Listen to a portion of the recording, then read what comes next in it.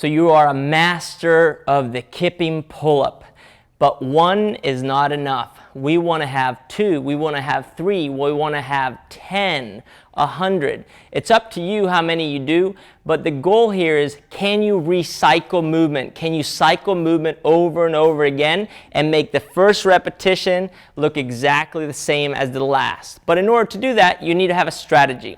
So this is what we're going to do. We're going to kip. We're going to perform the pull-up, and at the top of that pull-up, where the chin is over the bar, now we're going to actually start focusing on what would it look like to go into the next one. Well, we need to reverse the movement. If you notice, as we were kipping earlier, there's a swing where the shoulder moves like a pendulum, and at that point where you're weightless, you're performing a pull-up. At the top of that pull-up, you had an opportunity to just relax and chill.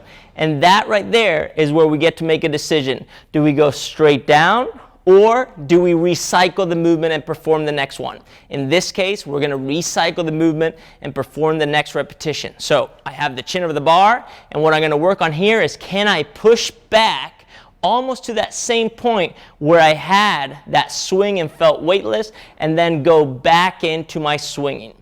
So the first drill, 3 swings, pull up, hold the chin over the bar for 3 seconds, then we're going to push back and then go back into 3 swings. So I'm going to jump up, 3 swings, 1, 2, 3, pull up, 1, 2, 3, back to swing.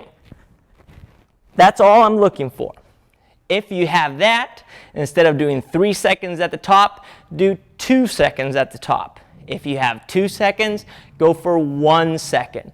A good way of measuring that is just giving you an opportunity to say something. Try to do a couple swings, perform a pull-up at the top, say now, or done, or I did it. Whatever you want to say, give yourself an opportunity.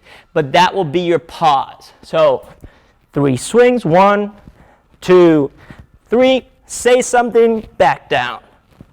And that will allow you to start linking it together. But always keeping in mind that pause. As you start mastering this, you'll feel like that pause can be shorter and shorter and shorter, and eventually allow you to cycle through.